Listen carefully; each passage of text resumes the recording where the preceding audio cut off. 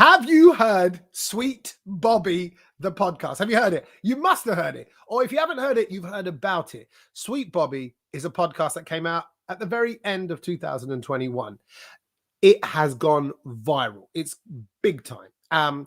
The story is about a girl called Kirat, who is catfished. She meets someone online, someone that she knows. I don't want to tell you too much because I do want you to listen to it. Someone that she slightly knows. And she enters into an online relationship for several years. It turns out that the person who's messaging her online for all these years is not who she thinks it is.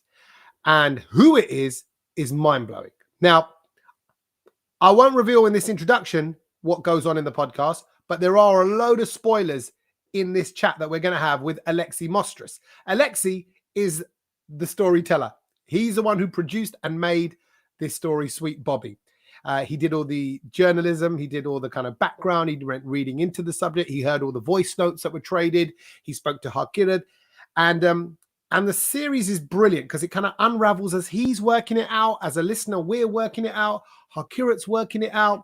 But there's so many shock moments in this series. It's brilliant. And it's hit home. It's touched so many people. So go listen to Sweet Bobby. It's kind of freaky, a little bit thrillery, a bit scary, but it's real.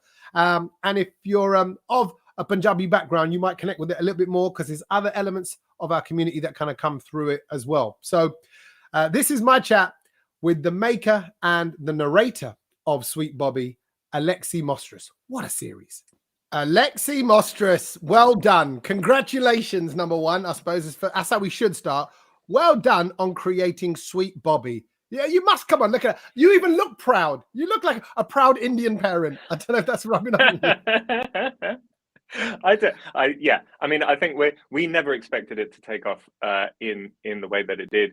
The fact that it has, I think I'm really proud of the team that worked on it. I'm proud of everyone that was involved. Most importantly, I'm proud of Kirat Assi, who was the victim.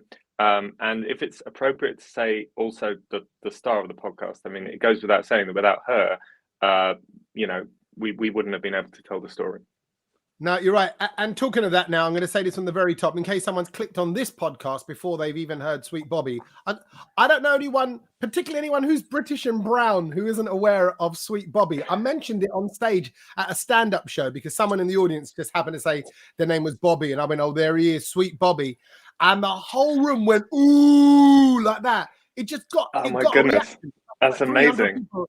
Yeah. And so I was like, and that's when I realized, holy crap, this thing's big. This thing's really big. But we're going to talk about Sweet Bobby and what happens in the series. So if you haven't listened to the podcast, which is available for free, it's called Sweet Bobby. And it's an amazing story about some British Asian people and what they're getting up to in real life. And you tell that story, Alexi. And also you tell it so brilliantly, which is why I wanted to get you on, as well as, we'll try and get Kira on and things like that. But the storytelling is key to this because, well, here is a story about someone who was catfished, someone who was the victim of a fake profile, a fake name, a fake character, fake stories online.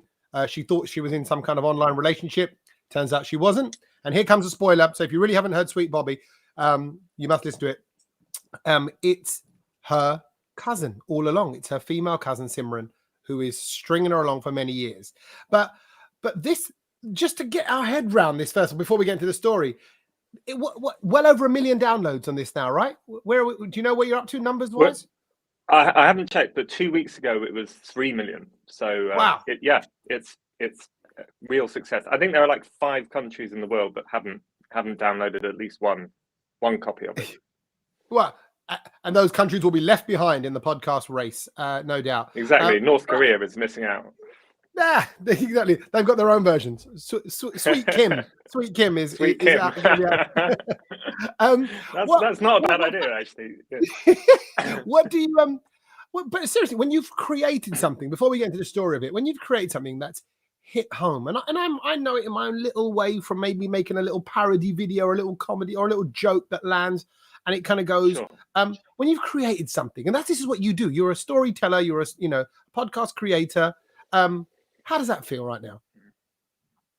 It feels really, really satisfying. So, I mean, for years I was working at the Times on their investigations desk. I was head of investigations, and the process that we went through was kind of the same. A source would come to us, or we'd find a source. We'd do lots of research, and then we put the story, on the front page or wherever. And the story would have impacts, and that would be quite exciting. But people would really only see the finished product. They'd really only read the front page.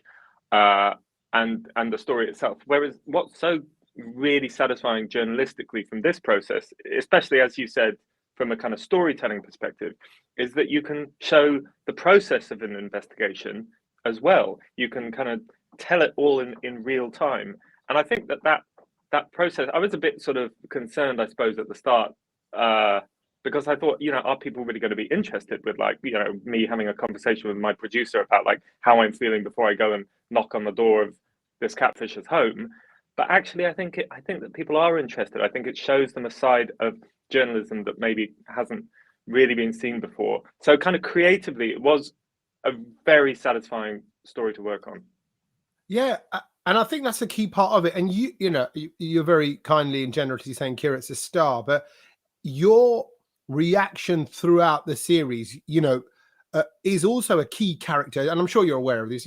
In how we look at the whole story. Now, I'm a British Asian person. I'm a Sikh Punjabi British Asian person, so I can very much relate with the names like Kirat and Simran. These names are, names of the community as well. So they're not alien names to me. But here you are talking about a British Asian culture and the dating scene, the family scene, the working scene, the relationship with the father. There's so many British Asian elements to this, but you're almost doing that for the person that's not British Asian. I think that's a key role that you play in this. I'm sure, again, like I said, I know you're aware that you're kind of going, so this is where it's a bit like this is where it's a bit like that. And I think seeing it through your lens, that really helped the story. But there's so much to get across. 10 years of info.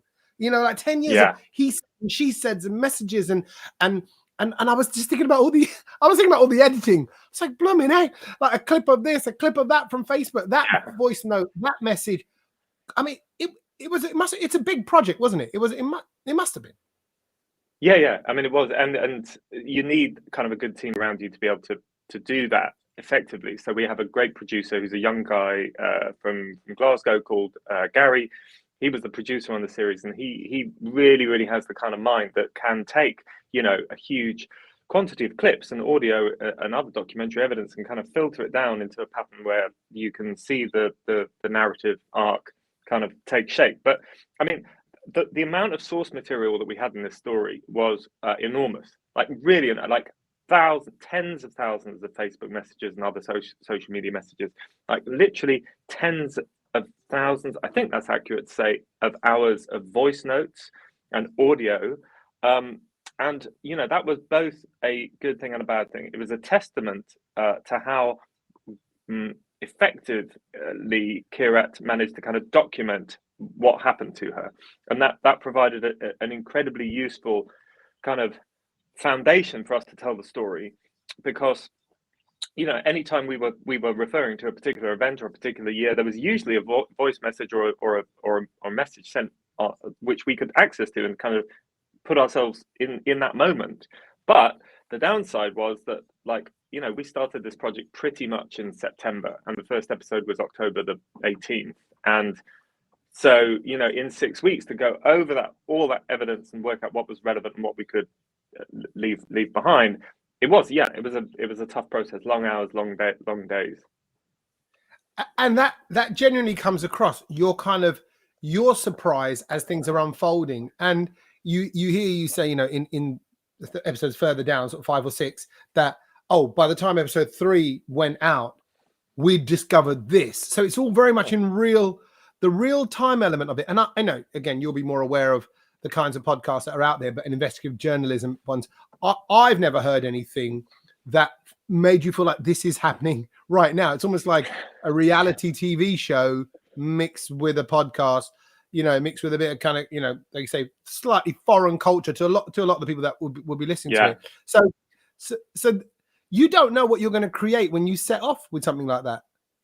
I mean, that was the biggest challenge, I think. So we kind of worked out that we wanted half of podcast first 3 episodes to tell the story of Kiret's catfish, and that was basically from 2009 when it started all the way up to 2018 when Simran, Kiret's cousin, confessed. But we also wanted to kind of have a kind of, well, you know, that's 2018. What's happened since and what's happening now element to it. So the last 3 episodes were this live investigative element where I was trying to find the catfisher. I was trying to find out what happened to the police and why they weren't investigating, speaking to lawyers, experts, that sort of thing. And we had that shape. But by the time the first episode came out, we'd written episode 2, but I hadn't recorded it. And we hadn't written episode 3, and we didn't really know what was in the other episodes. So it was very hectic, and at the time I remember thinking this is a real mistake. We should have done all of them and then released them. But looking back on it, I think you're right. I think that it does kind of almost subconsciously inject an urgency into it, which makes it feel quite kind of energetic. More importantly, who the blooming heck approved this to go ahead without no idea of where it's going? What kind of crazy commissioner is there at Tortoise Media goes, go on, Alexi, you just get rolling with it and we'll see what happens. That's pretty cushy. I can name them if you like. Go on. Well, no, we had an exec producer on it called Basher Cummings, who's incredibly talented and worked with us closely on it, and was responsible for a lot of what was good about it. That's and it is great. Okay, so as it is unfolding, and as you are telling this story about, you know, what is effectively, sweet Bobby, a sweet kid who's trying to do the right thing, who's messaging back to this person online about their illnesses and this, that, and the other, and slowly falling for and in love with this guy that she thinks is there. Turns out it's a female cousin all along, just stringing her along. I mean, look at me. Even now, I struggle to get my head around it. You know, it's the length of time, I think, as well. The length of time, the fact that it went on for the best part of 10 years, as well as the levels of deception, and also how I suppose we're all only a whisker away of being a Gira or even being a Simran. And I think it's that, you know, that we've all got that in us, like a little wind up online. But this is not a little, you know, it's gone on more than that. And it's new times, it's new technology, it's this kind of digital space where all this stuff. There's so many elements to it. Like, what part of this story blew you away the most, or I suppose, or what stood out to you, or what was it that made you kind of realize this is mind blowing?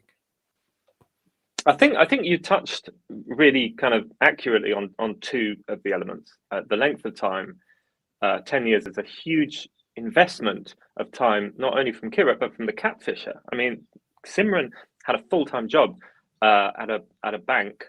She was she was a head girl at her school, a high flyer. Everyone in her community was proud of her. So for her to kind of she dedicated 10 years of her life to this, as well as the fact that it enveloped Kiret's life. That psychologically was really interesting to me. The sophistication you mentioned as well. I mean, that did blow my mind. Like, there was this one example, which is in the podcast, where Kiret was asked by fake Bobby to choose some baby clothes for his son. Now, Bobby is a real person. He lives in Brighton, and his identity had been kind of appropriated by Simran. And Bobby has a real son, and and Kiret knows what he looks like. So she sees this photo. Sorry, let me just rephrase that. So fake Bobby asked Kiret to choose some photos for Bobby's son, who's about 2 years old at the time, and they go on to Mother Care choose some clothes, choose some baby clothes as a present, basically. And so they go on to Mother Care or M&S or one of those sites, and they choose some clothes. And two weeks later or so, Kiret receives a message with a photo of Bobby's son wearing the clothes that she and Bobby picked out together. Now, how could that have happened unless Bobby was real? What seems to have taken place is that Simran somehow obtained a photo of Bobby's real son, kind of worked out where the clothes that he was wearing came from, like maybe Googling. I don't know how you do that, but she worked out the website where the clothes had been bought from, and then reverse engineered it to make Kirat think that she was spontaneously buying some clothes which had actually already been bought by someone else kind of a couple of weeks before. So it's the length of scam, it's the sophistication of the scam. And the other reason why it was so interesting is because kind of the case raised real public interest issues. So the type of catfishing that Kirat was subjected to is obviously like a massively extreme case, but the legal issues that it raised, coercive control, harassment, stalking online, maybe even sexual assault, all of these things are issues that hundreds, thousands of people go through and are going through at the moment. And the police's response to those issues, needs examination by journalists and by society. And it seems that in this case, potentially, the police may have fallen short in not investigating what happened.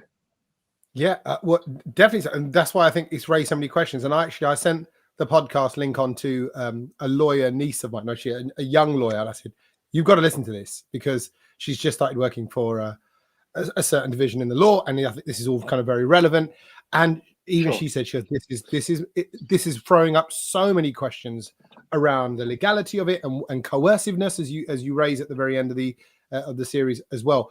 Was there a point, as it was for no doubt for most listeners, where you're doubting Kirat, where you're doubting your source, where you're kind of going, hang on a minute, the naivety, the ability to just get pulled into this world, how long you allow, because on paper you'll go, oh, silly naive little girl, how can you be strung along for 10 years?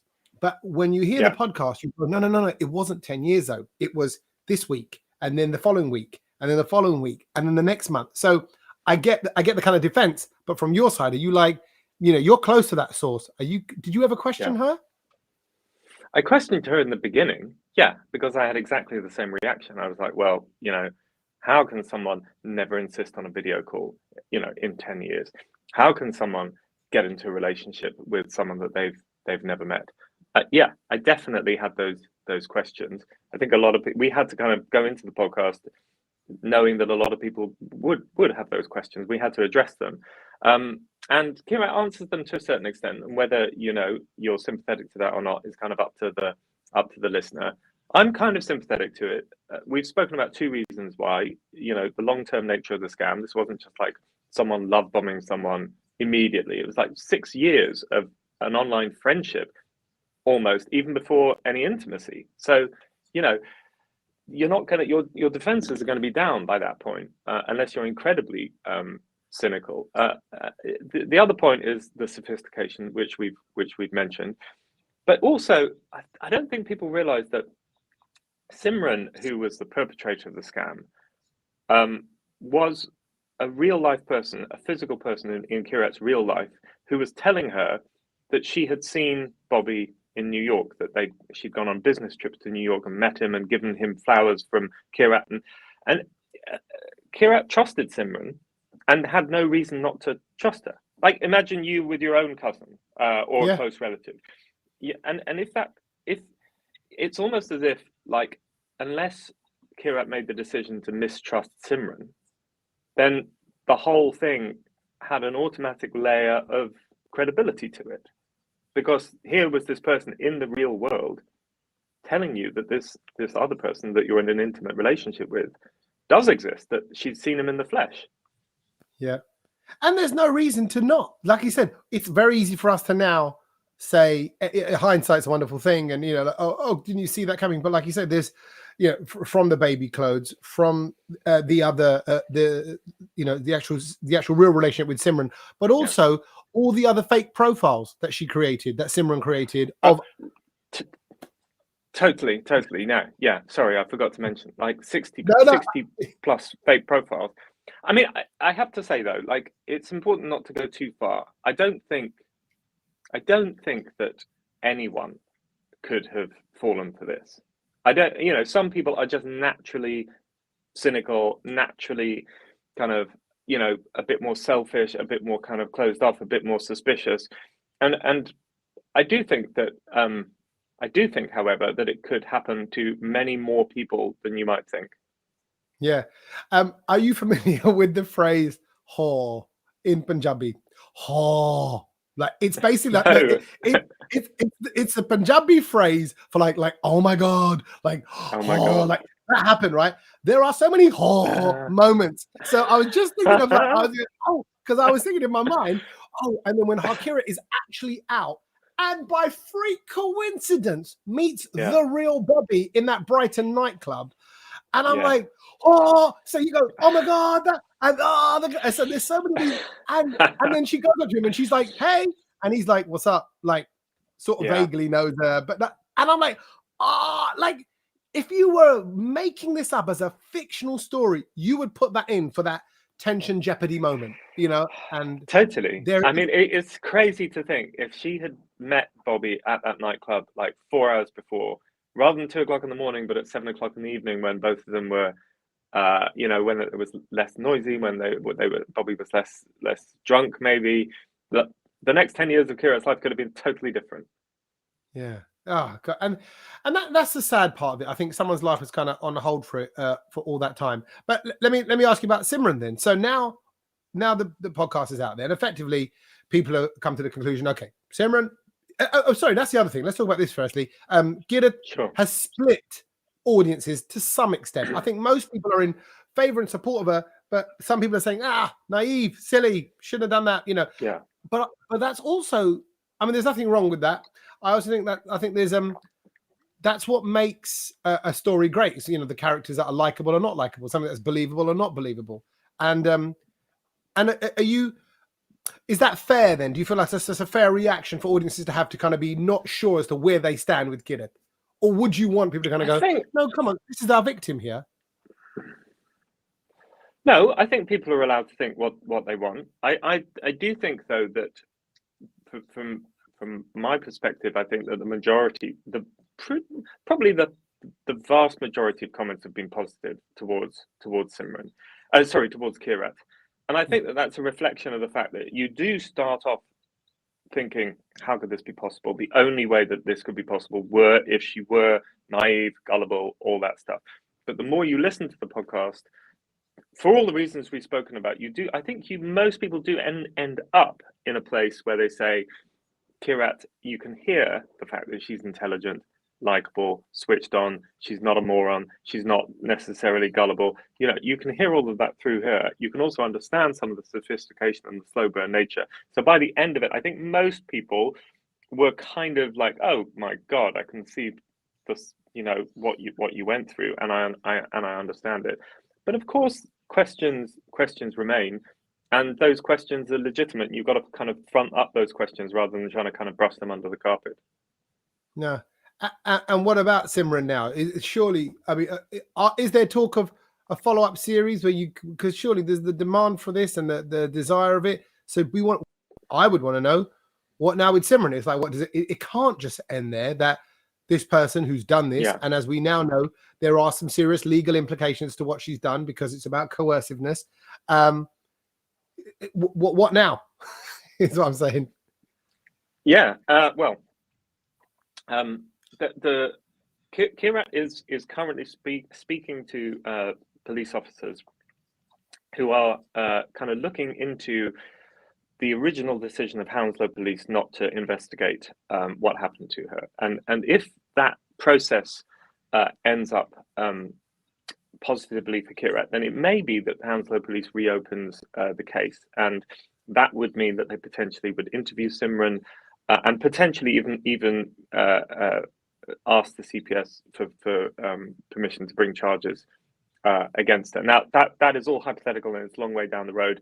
And also, we should say that we have never heard these allegations are unproven in terms of a criminal perspective. We haven't heard Simran's defense, so we need to be really careful when we raise them. They're just at the moment they're just allegations, but that's a live element of the case that's kind of ongoing that we're going to try and pick up in 2 months' time or so, whenever it works itself out.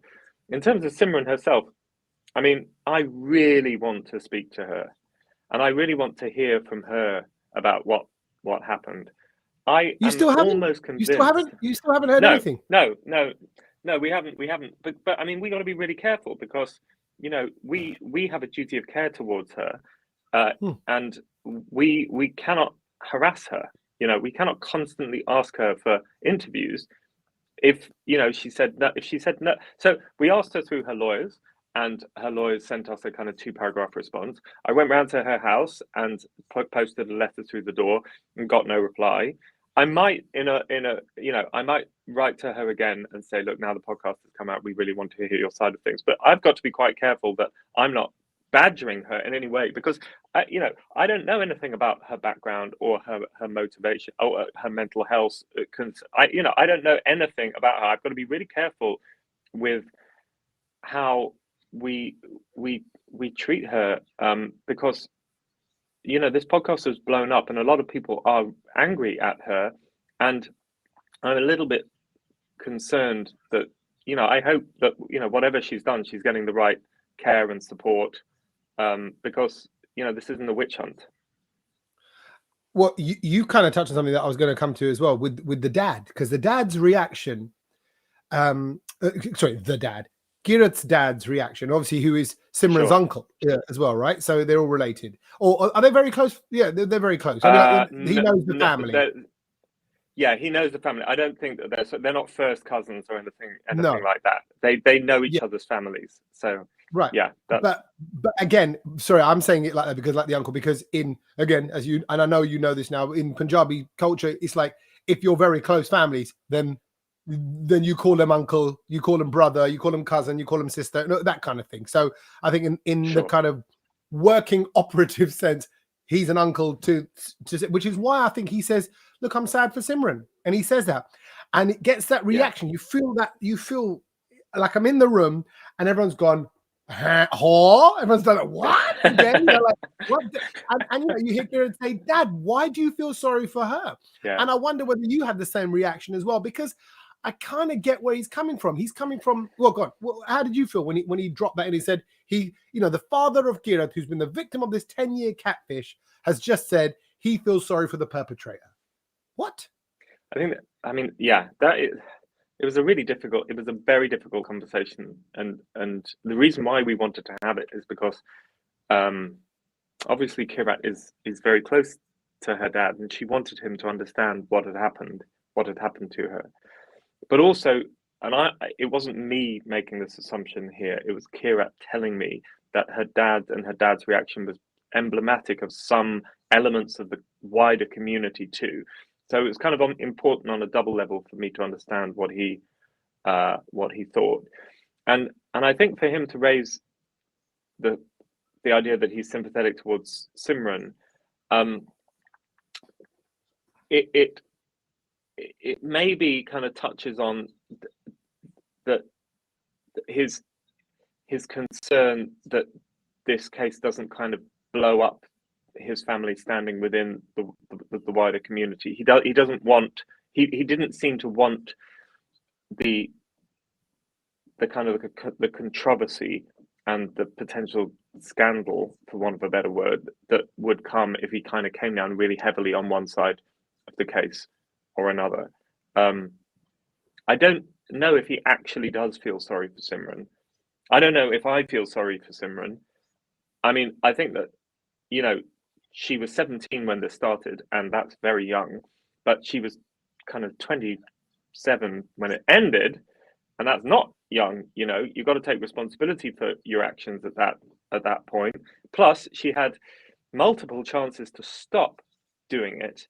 Kirat split up with Bobby when he got too controlling a couple of times. She tried to cut off contact, and Simran could have just stopped, and she didn't. She continued until basically she was forced to confess when the police got involved after Kirat went down to Brighton to see the real Bobby. So I think it's not so much for me about being sympathetic towards Simran in terms of what she did to Kirat. It's just about realizing that Simran is a human being with her own story and her own background and her own issues, and not turning her into some sort of two-dimensional, baddie, because I'm sure there's context that we don't know about that would kind of help us understand why she did what she did. Yeah, and look, and you're right, just to balance it, because it's very easy for me to kind of jump on the, oh, isn't Simran terrible bandwagon. Everybody's flawed. We know everyone's flawed. And like you said, this kid that started this thing maybe just got lured into it, fell into this kind of routinal trap. It's becoming, we know 17-year-olds very impressionable, and this thing is now taken over a world. It's kind of almost like a fantasy world she's living in, and she's playing some of the part. You can see age, not a justification, because I don't think that's the right word, but you can see some sort of reasoning behind it, or as we look a bit deeper. But that's why you can see how she got into it. It's much harder, I think, to see how she continued to do it for so long, because you can listen to Kirat's voice messages to Bobby in the later stages, and they're really, like, you can hear the pain in her voice when Bobby has sort of let her down another time, or shouted at her, or done something else to upset her. You can hear how upset and distraught Kirat is, and Simran did hear that and continued nonetheless. Is there a Netflix series? Is there something like that bubbling along? Is there talk of anything? Well, I'd love it. Yeah. No, I mean, I think that there's been a lot of interest. It's still very early stages. We've got to make sure that if we do, Kirat and us at Tortoise, if we do kind of collaborate to create something, that it's got to be the right, the right tone and the right message. But I think there is appetite for it, and I would love to see it turned into something else. I can see it. I can see it as a reenactment. I can see it, with talking heads and kind of little scenes and actors playing those little parts. Even you, I can picture a kind of a West London driveway when you're there and you're knocking on the door and you're waiting and the sister comes down. All of that, I was there, man. I was, so it honestly, Alexi, I wanted to get you on because I know there's so much to this story, and look at that 10,000 voice notes that we probably heard a couple of hundred, maybe. I don't know, right? Well, max, right. So across the whole series, not even that probably. And I think that's just a mammoth task. It's a monstrous task for the Mostrous, is what it was. And but you did it. You did it so well. And I think you're key to it. And I'm kind of just really happy and proud in a weird way that stories like this are getting out. I think there's a lot. It says a lot about British Asian culture, British Asian communities, family pressures, and the kind of the need to do the right thing. There's so much that comes from this. So it's a great series. If you haven't listened to it, it's Sweet Bobby, and it's available from Tortoise Media for free to listen to however you listen to your podcast. So thank you, Alexi. Good luck with it. And do us a favor. If you're going to do a part 2, let us know. Keep us posted. Sure, I will do. Thanks so much for having me on. It's been a really good conversation. Thank you, mate. Cheers.